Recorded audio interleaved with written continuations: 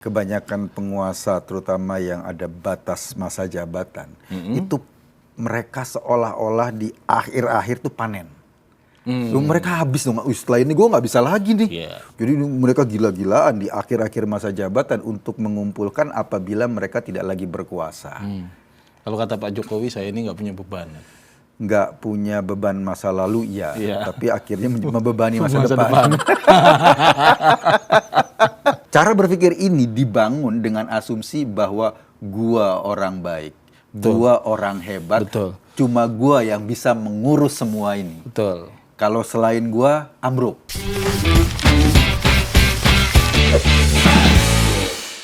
Mas, siap-siap. Kenapa? 2025. Kenapa? Pajak pertambahan nilai naik dari 10 jadi 12%. Kemarin udah 11. Oh ya 11. Jadi 10 naik 11%. 2025 jadi 12%. 12. Berarti semua harga naik dong ya? Semua harga. Lo kan naik. bayar kan pasti ada harga pajak. Diri aja yang belum naik. Ya, kalau gue lihat sih ya, kan memang sekarang ini keuangan pemerintah berat loh bro. Iya, betul. Berat, kita bayar hutang dan cicilan dan pokok itu 400 triliun satu tahun hutang.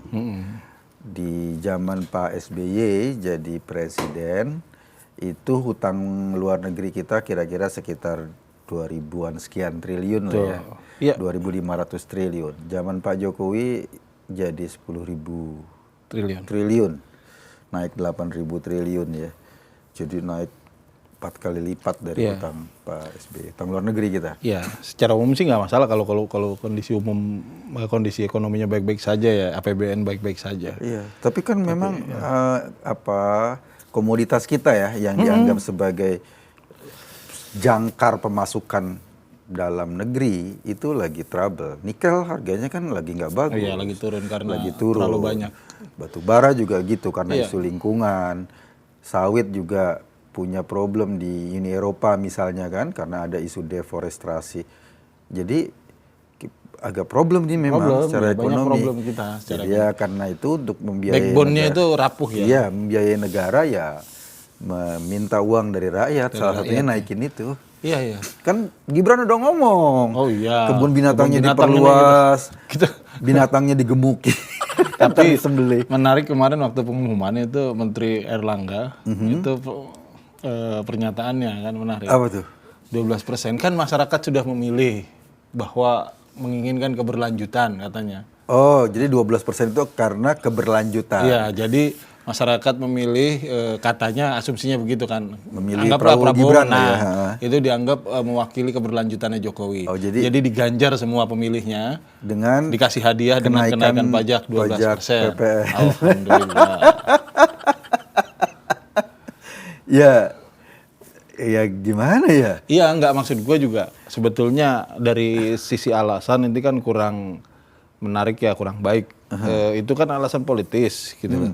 Artinya, kalau lu nurut sama gue berarti pajak gue naikin ya. Artinya gini, bahwa ketika masyarakat memilih Prabowo dan Gibran menurut kepalanya Pak Erlangga, itu artinya masyarakat bersedia.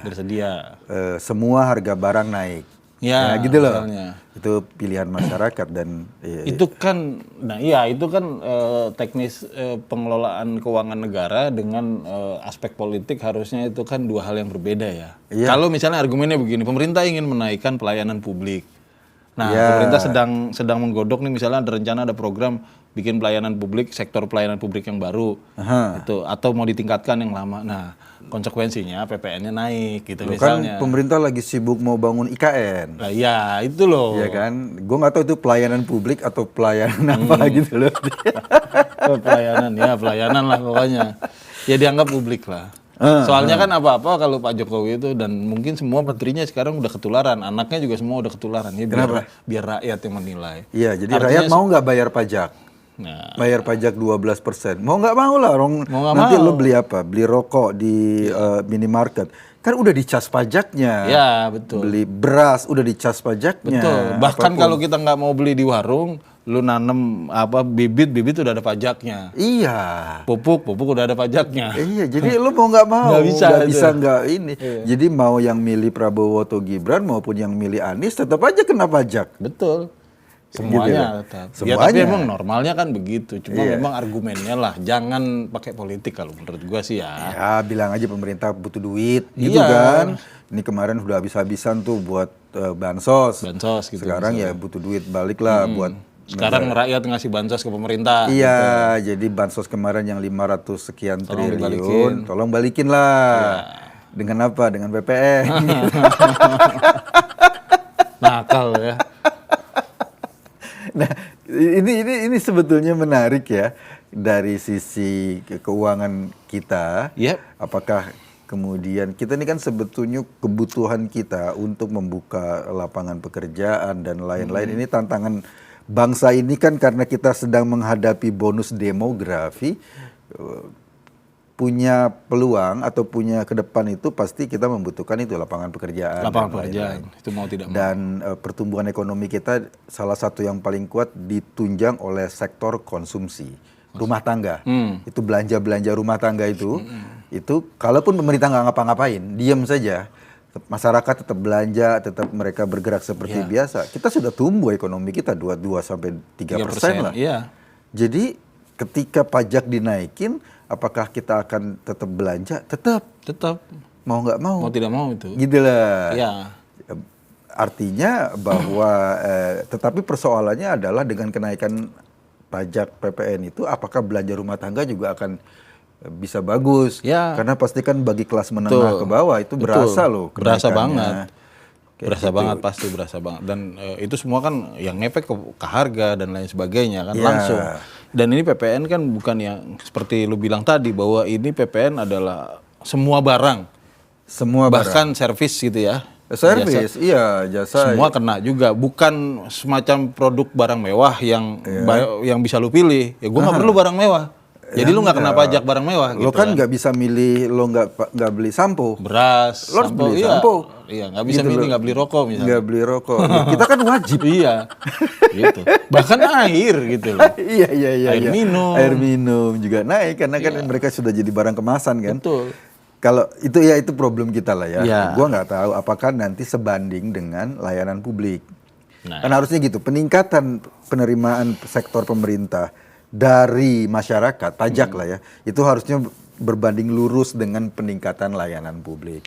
Kalau lo masuk ke rumah sakit BPJS-nya masih trouble, kalau lo ngurus KTP juga masih dimintain duit, lo ngurus SIM masih repot, air pump bermasalah, nggak tahu ngadu kemana gitu. Iya, itu bermasalah. Itu nggak layak dengan 12%. Iya, ngurus surat-surat juga lo kayak misalnya lo perusahaan tambang lo kemudian dibekukan oleh Menteri Investasi. Dan kemudian ketika lo mau hidupin lagi dia minta saham misalnya, itu kan jadi trouble. Lo sambang tambang lo sendiri terus kemudian dia enak aja minta saham atau minta bayaran. Kalau pelayanan kan seharusnya objektif ya, siapapun yang minta dilayani misalnya izin usaha itu harusnya kan sama. Harusnya ya bisa semua orang paham lah jalurnya kemana, tapi kan sekarang belum gitu. Ya mungkin gini, kebanyakan penguasa terutama yang ada batas masa jabatan, itu mereka seolah-olah di akhir-akhir tuh panen. Mereka habis dong, setelah ini gue nggak bisa lagi nih. Jadi mereka gila-gilaan di akhir-akhir masa jabatan untuk mengumpulkan apabila mereka tidak lagi berkuasa. Kalau kata Pak Jokowi, saya ini nggak punya beban. Nggak punya beban masa lalu, tapi akhirnya membebani masa depan. Tapi ya itu ya tadi, kalau orang kan pajak dinaikkan ada janjinya kan. Nah gitu tadi, besok kalau ngurus apa-apa gampang gitu misalnya, pajaknya gue naikin. Maksudnya di negara-negara lain banyak pajak yang jauh lebih besar misalnya gitu. Pajak penghasilan itu bisa sampai berapa? Ada yang 60%. Di negara Eropa bisa sampai 40%. Tapi soal layanan publiknya mereka bisa ini. Kalau misalnya ada gorong-gorong rusak, mereka bisa langsung bisa nuntut. Lo jatuh gara-gara trotoarnya rusak, lo bisa nuntut ke pemerintah kota. Nah, itu maksudnya kan. Ini kan nggak ada dijanjiin, malah kayak bayar hutang. lu udah nyoblos kita kemarin ya, jadi gua naikkan pajaknya gitu loh. Tapi memang ya kalau lihat fenomena ya, seolah-olah memang berakhirnya kekuasaan itu kayaknya agak sedikit merepotkan buat Pak Jokowi. Kenapa? Nggak tahu, kan gini, pada saat ujung-ujung kekuasaan ini justru manuver politik Pak Jokowi itu makin diobral semua. makin gimana ya? Iya. Justru di ujung-ujung kekuasaan lo dengar kan ada katanya Jokowi mau jadi ketua Golkar. Oh iya. Gue sih nggak yakin jadi ketua bisa atau tidak karena di dalam Golkar itu ada aturan mereka wajib menjadi pengurus 5 tahun. Ya elah mas, aturan partai mana yang lebih besar dari aturan MK? Ya gini bro, kalau negara itu punya Pak Jokowi. Iya. Jadi MK bisa apa diurus. Tapi kalau Golkar itu banyak jagoan bro. Iya. Lo masuk ke Golkar, belum tentu aturan itu bisa diubah. MK nggak bisa punya akses ke Golkar. Ya. Iya dong. Ya. Pak Jokowi mau gugat ke MK bahwa aturan itu berubah, nggak punya akses dia. Karena memang bukan wilayahnya MK. Tapi bisa lah, udahlah yang paling besar aja bisa MK tuh. Menurut gue enggak. Kalau MK yang kena tuh kita-kita. Ya kan? Golkar. Kalau Golkar yang internal. kena kita-kita yang tidak punya power politik untuk melakukan protes secara serius. Ya. Paling masyarakat sipil demo-demo di MK dicuekin. Iya. Pak Anwar Usman dicopot dari ketua MK ya sudah. Ya sudah gitu. Akhirnya ya sudah mau nggak mau. Tapi kalau Golkar belum tentu. Dia masuk ke Golkar mau jadi ketua belum tentu. Banyak faksi di sana. Ya betul sih. Gitu loh. Jadi yang kena itu adalah orang-orang yang punya power. Beda sama kita, nggak punya power Kalau rakyat apa-apa. kan demo bisa bilang, ya itu Iya. hak demokrasi. Kalau rakyat demo tinggal lo bayar lagi demo tandingan selesai. Iya. Kalau di Golkar, lo di sini bayar, di sini ada lagi gitu loh. Jadi Dua kali lipat gue bayar. 2 kali lipat. Jadi belum tentu keinginan itu bisa tembus. Ya. Menurut gua ya. Nah makanya ada isu tuh untuk bikin koalisi permanen. Ya. Barisan Indonesia Maju gitu loh ya. Koalisi permanen itu yang terdiri dari beberapa partai. Oke. Termasuk PSI, PAN katanya, Golkar, ada PBB. PKB katanya, PBB mungkin ya. Untuk bikin koalisi yang ikatannya jauh lebih kuat selama 20 tahun. Wow. Siapa ketua koalisinya? Pak Jokowi. Pak Jokowi. Jadi mungkin Pak Jokowi atau siapapun yang mengusulkan tuh terinspirasi oleh Barisan Nasionalnya Malaysia. Iya. Jadi kita nih nyontoh Malaysia. Ya. Nyontoh. Kebalik sekarang ya? Kebalik. Kan Malaysia tuh Barisan Nasional terdiri dari beberapa partai kan. Ya. Terikat koalisi secara permanen dan kemudian akhirnya melahirkan pemerintahan yang terus-menerus dipimpin oleh Barisan Nasional itu loh. Pak Mahathir. Kalau sekarang aja agak berubah kan. Iya. Pak Anwar Ibrahim. Anwar. Nah, mungkin mereka terinspirasi oleh itu. Tapi anchornya atau jangkarnya ini Pak Jokowi mungkin pengen dijadikan semacam Mahathir baru gitu ya. Iya. Tapi Jangkar. Mahathir juga kan pemimpin, maksudnya pemimpin tertinggi kan. Ya, Menteri.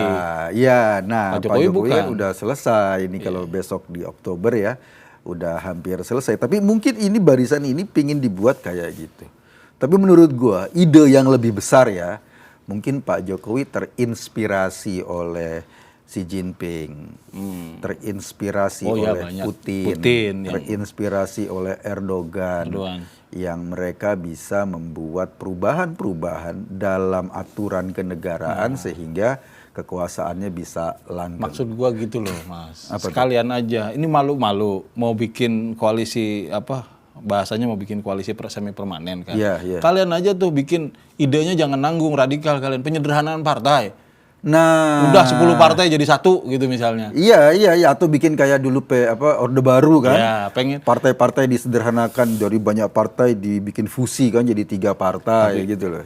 Satu sisi egonya nggak mau dihilangkan, tapi di sisi lain kita ngomong, ayo disederhanakan, ayo nanggung gitu loh kayak Putin, partai satu gitu gede. Iya. Xi Jinping gitu loh. Partai satu gede gitu. Iya, kan terjadi beberapa perubahan konstitusi di Cina tadinya kaum kalau di Indonesia itu marhaen, kalau di mereka tuh proletar ya. Iya, Proletar itu terdiri dari buruh. Kemudian terjadi perubahan, Enggak cuma buruh. Harusnya masuk juga adalah petani. Petani, ya. Petani harus dimasukin karena di Cina kan beda dengan Ya, di Eropa di kan Eropa. kebanyakan buruh. Petani masuk sebagai kaum proletar lah. Kemudian nggak cuma itu, harusnya berikutnya ada perubahan konstitusi lagi, masuk pengusaha. Pengusaha masuk jadi bagian dari proletariat. Gitu loh. Wah, ini revolusinya udah luar biasa nih. Udah bukan komunis lagi nih. Sampai kita bingung yang mau dilawan siapa? Iya. Sekarang masuk ilmu pengetahuan dalam konstitusi Cina. Sehingga kemudian wajar Cina perkembangannya. Itu gue baca dari tulisan Dahlan Iskan tuh. Jadi kenapa ada asumsi ya menurut gue ya dari kepala mungkin Pak Jokowi atau sebagian besar para politisi seperti zaman Orde Baru, kalau lu pingin ekonomi berjalan bagus, maka yang pertama harus dilakukan adalah stabilitas politik. Iya. Stabilitas politik ini diasumsikan hanya bisa jalan apabila ada satu kekuatan tunggal. Ya. Kekuatan dominan. Dominan. Kekuatan dominan ini yang barangkali pengen diusahakan. Di Cina punya partai komunis dominan. Yap. Gitu lah. Ini pengen diusahakan. Kekuatan dominan. Karena itu orang-orang yang berpikir kayak gini jangan bermimpi kita ngomong soal demokrasi. Ya. Karena cara berpikirnya beda. Nah, gue rasa Pak Jokowi bagian dari ini nih. tapi misalnya gini ya, kalau kita mau pakai asumsi yang sama, ini butuh stabilitas politik. Yap. Karena itu kita butuh ini dominan. Tujuannya apa? Kekuatan dominan politik adalah untuk supaya ekonomi bisa tumbuh terus tanpa diganggu. Iya. Hal yang sama terjadi di Eropa, di Amerika, tanpa perlu ada kekuatan dominan yang memonopoli semuanya gitu. Iya. Standar saja biasa politik. Artinya adalah bahwa apakah yang jadi persoalan adalah sistem politiknya atau yang jadi persoalan adalah ego politikusnya? Nah, kan itu persoalannya. Iya, benar. Di beberapa negara di Afrika misalnya. Iya. Penguasanya begitu powerful dulu Idi Amin dan lain sebagainya. Dan lain-lain. Itu juga ekonominya nggak maju. Ya, betul. Iya, kan? Artinya bukan sistem politiknya dong. Bukan sistem politiknya. Iya. Bahwa itu membantu misalnya. Kalau misalnya kayak di rumah lah orang tuanya ini ya mungkin anak-anak kayak kalau nggak ngaji gue gebukin loh. Misalnya gitu kan. Gitu. Iya, mereka pinter-pinter ngaji hasilnya misalnya gitu ya. Tapi apakah itu satu-satunya cara? Kan enggak. Di tempat lain ada tuh yang baik-baik saja. Yang bisa ngaji tapi juga tanpa perlu harus ditakut-takutin. Misalnya iya. di Amerika, di Eropa terjadi ekonomi maju, politik stabil, tapi ya pertengkaran dalam tanda kutip, pertengkaran gagasan terus terjadi. Gitu loh. Oke. Nggak perlu ada oposisi biasa gitu loh. Ada oposisi, ada ruling party. Iya. Nanti gantian ruling party jadi oposisi dan lain sebagainya. Biasa saja. Sebetulnya ide tentang politik atau partai dominan ya itu kan separuh ide demokrasi, separuh ide tentang teokrasi atau otoritarian. Jadi tidak mau disebut bukan negara demokratis, tetapi perilakunya mendekati itu. Ya. Jadi idenya pura-puranya demokratis lah. Kayak zaman Orde Baru kan punya pura-puranya demokratis. Ada pemilu, ada apa, tapi bahwa pemilunya sudah diset, sudah kemudian terjadi pembohongan publik dan lain-lain, itu kan ide otoritarian. Betul. Jadi demokrasi itu jadi make up. Ya. Rakyat nggak perlu mikir. Rakyat nggak perlu mikir. Show aja. Nah, cara berpikir ini dibangun dengan asumsi bahwa gua orang baik, gua orang hebat, cuma gua yang bisa mengurus semua ini. Betul. Kalau selain gua ambruk. Ya. Jadi menurut gua, misalnya gini di Partai Komunis Cina, para elitnya akan berpikir bahwa hanya mereka yang punya kemampuan untuk mengurus Cina keseluruhan. Itikat baik gitu. Punya itikat baik. Repot gitu kan. Punya kemampuan, punya kehebatan luar biasa. Lagi-lagi ini sangat bergantung dari karakter orang. Gue pernah baca buku judulnya Ummah dan Imamah Ali Syariati. Ya. Gue baca bro. Ali Syariati. Kata Ali Syariati, imam sistem keimaman ya, sistem kepemimpinan Islam. Itu bisa terbangun dengan asumsi sangat bergantung pada karakter orang. Pemimpinnya. Kalau sistem pemerintahan atau sistem masyarakat yang bergantung 100% pada pemimpinnya, otoritarian atau katakanlah pemimpin yang luar biasa gitu, itu ujung-ujungnya dia punya tingkat keberhasilan yang besar, tapi juga punya tingkat resiko yang sama besarnya. Risiko apa nih? Gini, karena dia sistemnya otoritarian, atau bukan otoritarian ya, kekuatan itu berpusat pada satu satu orang, maka ujung-ujungnya kalau orang ini baik, dia akan kemudian baik semua. Kalau orang ini tidak baik dan capable ya. Baik dan tidak capable ya hancur juga. Kalau orang ini tidak baik, apalagi tidak capable, maka kerusakannya makin luar biasa. Hancur-hancuran. Jadi tingkat keberhasilannya, peluang itu sama dengan tingkat kerusakannya, resikonya. Jadi misalnya keberhasilan itu 100, dia rusak bisa 100. Harga naik, pajak naik gitu misalnya. Gitu loh. Bisa 100. Jadi sekarang kalau Pak Jokowi atau katakanlah politisi Indonesia ini berpikir untuk stabilitas politik dengan membuat semacam koalisi partai tunggal, itu sangat bergantung pada etika, kemampuan, kapabilitas orangnya. Setuju. Nah, justru kita belajar dari demokrasi bahwa kita tidak perlu bergantung pada karakteristik orang. Kita tidak berharap misalnya setiap pemilu ada orang baik yang nongol tiba-tiba. Iya. Kita tidak pakai mistisisme semacam itu seolah-olah ada ratu adil gitu misalnya. Iya. Kita hanya keingin bahwa ini orang yang ketika maju misalnya berkontestasi jadi calon presiden, ini sudah ditempa oleh pengalaman oleh kaderisasi partai, jabatan di bawahnya di sana sini, kepala daerah dan lain sebagainya misal. Maka diasumsikan, dia sudah di training sedemikian rupa naik ke atas. Bagaimana ketika dia gagal? Ada pertanggungjawabannya, ada mekanismenya. Benar. Dan sebelum gagal ada kritik. Betul. Gitu loh. Jadi ketika lo belum gagal ada kritik. Ketika lo menjelang ujian akhir, kan lo ikut juga ujian semester, ikut apa. Nah ini kan proses evaluasinya, jangan sampai ujian akhirnya gagal, karena bahaya buat semua. Jadi ya, itu demokrasi kan, sistem demokrasi itu tidak mengharuskan orang baik dengan akhlak mulia tiba-tiba muncul jadi pemimpin. Orang biasa-biasa saja boleh, karena sistemnya udah bekerja. Bahkan misalnya orang jahat misalnya bisa saja jadi pemimpin, tidak apa-apa, karena dia dipagari di sana-sini. Gitu loh. Kalau di tengah jalan keterlaluan, impeach. Kan selesai urusan. Iya. Nah itu dia problemnya bro. Gue nggak ngerti ya. Mungkin Pak Jokowi itu terbuai dengan tingkat kepuasan publik 70%. Seolah-olah tingkat kepuasan itu berkorelasi dengan apresiasi publik terhadap pemerintahannya.